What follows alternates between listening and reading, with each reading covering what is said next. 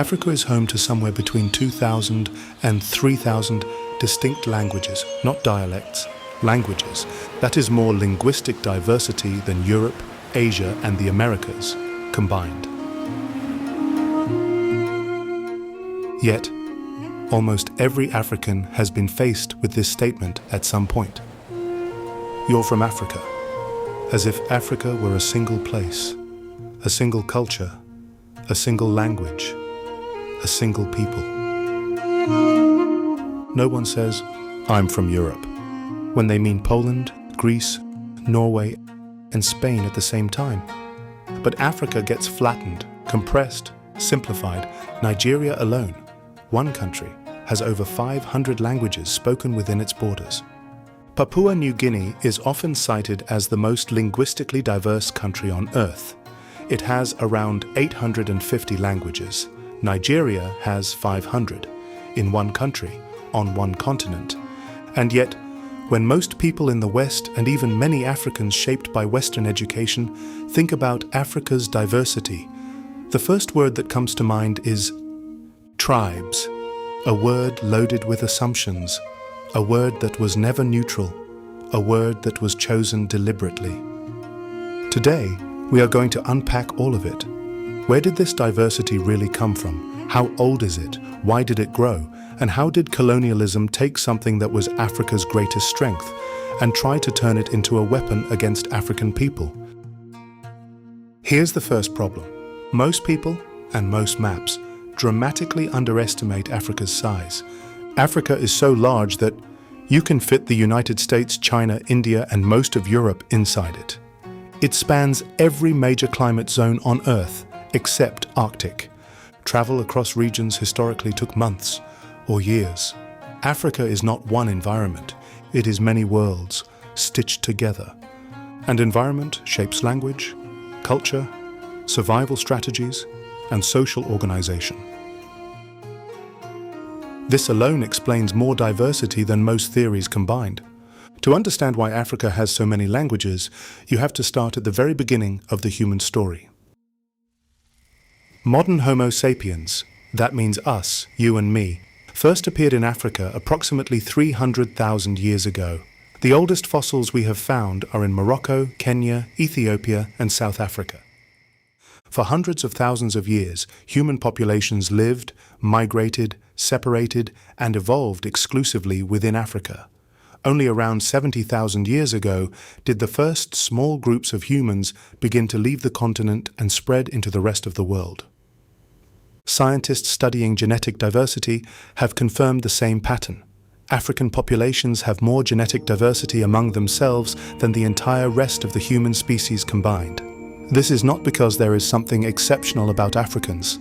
It is because the rest of humanity descends from a small group that left Africa and carried only a fraction of the continent's genetic variation with them. The same logic applies to language. Now add geography. Africa is the second largest continent on Earth. Its terrain is extraordinarily varied. You have the world's largest hot desert in the north, the world's second largest rainforest in the center, high mountain ranges in the east and west, an intricate network of rivers, lakes, and wetlands, coastal plains, volcanic highlands, and vast open savanna. These geographical features acted as natural boundaries.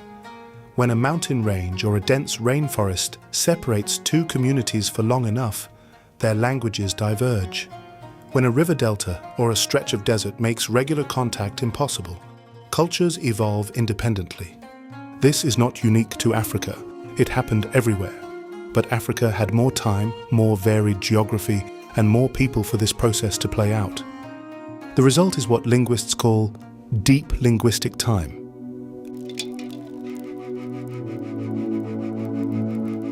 Africa is home to every major language family on Earth, plus several that exist nowhere else. The Khoisan languages of southern Africa, spoken by the San people, the oldest living continuous culture on Earth, contain click consonants found in no other language family anywhere on the planet. When a San elder speaks, They are carrying a linguistic inheritance that stretches back further than any written language, any empire, any recorded civilization in human history. That's depth. Now, here is where the story gets deliberately distorted in Western education. The popular image of pre-colonial Africa is one of scattered, isolated tribes, primitive, unchanging, cut off from the world. This image is a fantasy. It was invented to justify conquest. The reality is that for thousands of years, Africa was home to some of the most sophisticated political, economic, and cultural systems the world had ever seen. The Mali Empire, at its height in the 14th century, was the wealthiest state in the known world. Its emperor, Mansa Musa, is widely considered the richest individual in all of recorded human history. When he made his pilgrimage to Mecca in 1324, he brought so much gold that he single-handedly crashed the gold markets of Cairo and destabilized the economy of North Africa for over a decade. Before Mali, there was the Ghana Empire. After it, the Songhai Empire, which controlled the largest territory in West African history and ran the intellectual capital of the medieval world at Timbuktu, home to the Sankore University and a library of over 1 million manuscripts.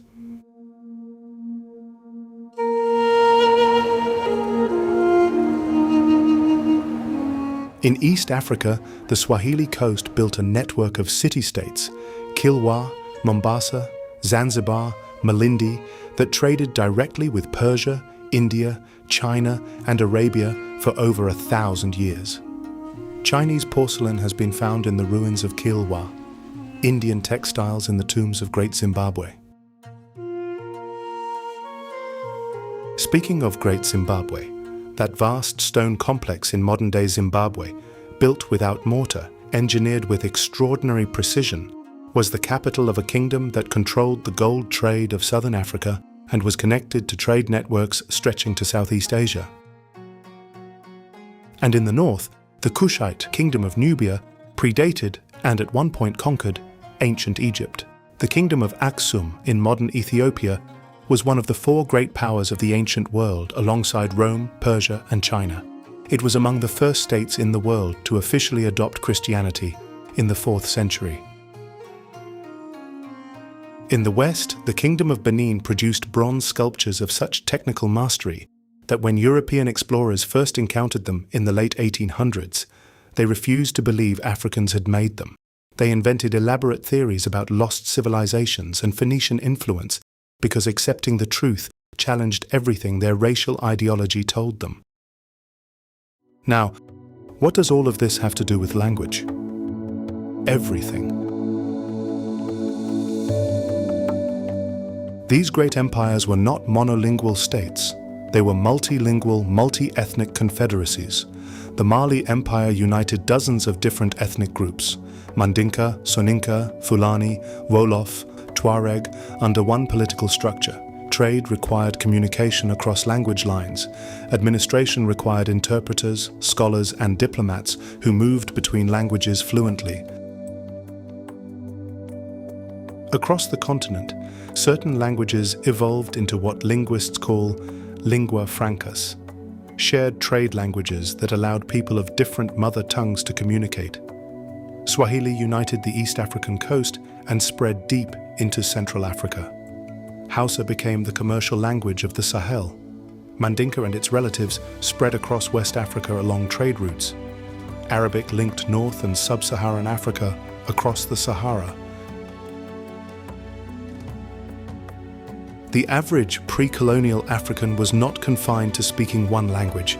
Being trilingual or quadrilingual was ordinary. It was survival. It was commerce. It was culture.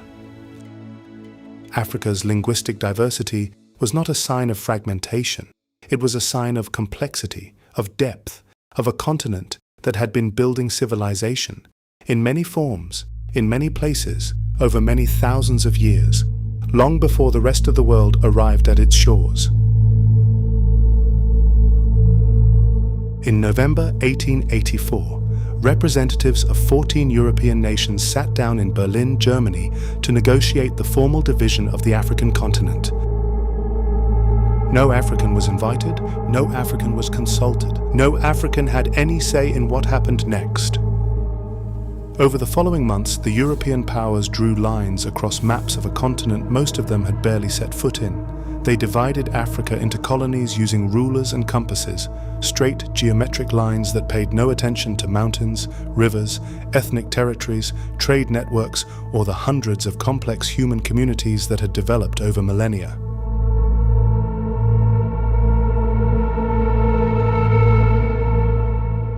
Within a generation, Africa went from a continent of fluid, overlapping kingdoms and confederacies to a patchwork of rigidly bordered colonies, each one owned by a European power, each one being systematically stripped of its resources, its labor, and its dignity. Those borders did two things that are absolutely critical to understanding modern Africa's ethnic tensions. You stole our land! No! This belongs to us now! We will fight you! Try it, we are ready! First, they split the same ethnic and linguistic communities across different colonial territories. The Awe people were divided between British Gold Coast and German Togoland. The Somali people were split between British Somaliland, Italian Somalia, French Djibouti, and Ethiopian territory. The Yoruba were divided between British Nigeria and French Dahomey. The Maasai between British Kenya and German Tanganyika. Nigeria is the most dramatic example. The British colonial territory of Nigeria contained over 250 distinct ethnic groups: Yoruba, Igbo, Hausa Fulani, Kanuri, Tiv, Ijaw, Efik, and hundreds of others, with entirely different languages, political systems, religious traditions, and historical relationships. They were united by nothing, except the fact that a British official named Frederick Lugard had drawn a line around them. But the violence of colonialism was not only in the borders, it was in the categories. European colonial administrators needed to control large populations with small numbers of soldiers and administrators. Their solution was a system called indirect rule, governing through existing or newly created local chiefs and ethnic structures.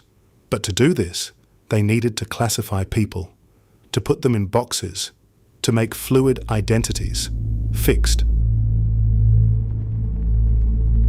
Before colonialism, ethnic identity in Africa was often flexible. People moved, they married across groups, they adopted new identities through trade, religion, or migration. A person might speak 3 languages and identify differently depending on context. This is not unusual. It is how most of the world's diverse societies functioned. Colonialism ended that flexibility. Colonial census takers and anthropologists, many of them with no real understanding of the communities they were studying, sorted people into fixed categories. Those categories were then used for taxation, labor conscription, land allocation, and political representation. Once a category was tied to resources, to who got land, who got jobs, who got access to colonial education, it became something worth fighting over. Ethnic identity, which had been one of many overlapping identities, became the primary political identity. Not because Africans chose this, because colonialism made it the only identity that mattered, for survival. Rwanda is the most tragic illustration of this process. Before Belgian colonization, the distinctions between Hutu and Tutsi in Rwanda were largely social and economic, fluid categories related to cattle ownership and class. People could move between them. Intermarriage was common. There was a shared language, shared culture, shared history. Belgian colonizers, influenced by the racist Hamitic hypothesis, the idea that any advanced African culture must have come from a more European-looking people, decided that Tutsi were a superior race and Hutu an inferior one. They issued identity cards that permanently classified every Rwandan as either Hutu, Tutsi, or Twa. They gave Tutsi access to education and administrative roles and treated Hutu as a subordinate labor class. They took a fluid social distinction and made it a biological, permanent, legally enforced racial category. The consequences of that decision culminated in 1994. In 100 days, approximately 800,000 Rwandans, predominantly Tutsi, were killed in a genocide organized in part along those colonial identity lines. The killers used lists. The lists used names. The names were on cards. cards that the Belgians printed. This is not ancient African tribalism. This is the direct consequence of colonial policy, and the world must understand that. Here is the thing about African languages. They survived. They survived the Arab trade that brought Arabic. They survived 4 centuries of the transatlantic slave trade that stripped millions of Africans of their names and tongues. They survived over 100 years of colonial education that told African children their languages were primitive, unwritten, unsuitable for science, law, or government. They survived because language is not just communication. Language is memory. Language is worldview. Language is the specific way a particular people learn to organize reality over thousands of years. The Wolof of Senegal say, "He who wishes to know himself must dig deep into his language." The Nguni people of southern Africa carry a worldview in a single word, Ubuntu. I am because we are. There is no direct equivalent in English. The concept exists in the language because the people who created the language organized their entire society around it. Colonial education worked hard to make Africans ashamed of their languages. Children were beaten for speaking their mother tongues in colonial schools. They were told that English, French, and Portuguese were the languages of civilization and progress, that to succeed in the modern world, they had to think and speak in European tongues. The Kenyan writer Ngugi wa Thiong'o, one of the greatest writers in the world, was shortlisted for the Nobel Prize in Literature. He made the radical decision in 1977 to stop writing in English entirely and write only in Gikuyu, his mother tongue. He was arrested by the Kenyan government shortly after. His plays were performed in villages and made the rural poor see themselves as capable of political power. The government was terrified. Today, the push to reclaim and revitalize African languages is accelerating. Across the continent, governments are implementing mother tongue education policies, and the research backs them up. Children who learn to read and write first in their mother tongue before transitioning to a second language consistently outperform those who are taught entirely in a foreign language from the beginning. This is not a political preference. It is settled educational science. African languages are increasingly present in film, music, and digital media. Nollywood produces films in Yoruba, Igbo, and Hausa with audiences of hundreds of millions. Afrobeats, now a global phenomenon, is built on a foundation of Yoruba, Pidgin, and other African linguistic traditions. Every time an African language is spoken, written, published, broadcast, or passed to a child, it is an act of continuity, a refusal to be erased. Let us ground everything we have discussed in some concrete data. Africa has 54 recognized countries, covering approximately 20% of the Earth's total land surface. Its population of approximately 1.4 billion people represents about 17% of all humans alive today. Within that population, linguists have documented somewhere between 2,000 and 3,000 distinct languages, depending on how you define the boundary between a language and a dialect. Africa's languages are grouped into 6 major families: Afro-Asiatic, Nilo-Saharan, Niger-Congo, Khoi-San, Austronesian, and Indo-European. The Niger-Congo family alone is the largest language family on Earth by number of languages. Compare this to Europe. Europe has approximately 750 million people across 50 countries and roughly 200 to 300 languages. Africa has nearly double the population and anywhere from 8 to 15 times as many languages. Now here is a concept worth sitting with: the difference between a language and a dialect. The linguist Max Weinreich made one of the most brilliant observations in modern linguistics when he said, "A language is a dialect with an army and a navy." What he meant was that the line between a language and a dialect is not scientific, it is political. Mandarin, Cantonese, and Hokkien are mutually unintelligible. They cannot be understood across varieties, yet they are all called Chinese. Meanwhile, Serbian and Croatian are mutually intelligible, speakers understand each other, yet they are called separate languages because they belong to different nations.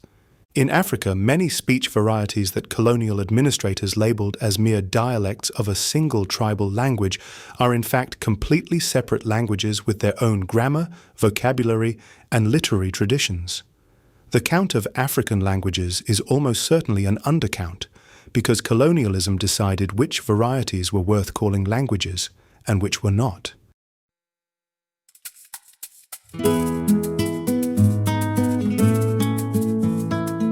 Africa's diversity is not its weakness, it is its deepest inheritance. So let us bring this full circle. Africa has so many languages and so many peoples because it is the oldest human home, because its geography is vast and varied, because its civilizations were complex and multilingual long before Europe arrived, because linguistic diversity, far from being a weakness, was the product of thousands of years of human ingenuity, adaptation, and survival. The word tribe, used to describe African peoples, was never neutral. It was a tool of classification, a tool of diminishment, a tool that turned complex ancient civilizations into simple, primitive groups that needed to be saved, managed, or conquered. The ethnic tensions that plague parts of Africa today are not the natural result of ancient hatreds between primitive peoples. They are largely the consequence of colonial borders that defied geography, colonial policies that hardened fluid identities, and colonial economies that made ethnicity a competition for scarce resources. Understanding this does not erase responsibility. It does not excuse present-day leaders who manipulate ethnic identity for political gain. But it does give us the correct starting point. And without the correct starting point, every solution we attempt will miss the mark. Africa's languages, 3,000 of them, are not a problem to be solved. They are a library, the largest, oldest, most diverse library of human thought and experience on Earth. Every language that goes extinct takes with it a unique way of understanding the world that can never be recovered. If this video taught you something that school never did, share it. Send it to someone who needs to hear it. Because knowledge of where we come from is not just history, it is power.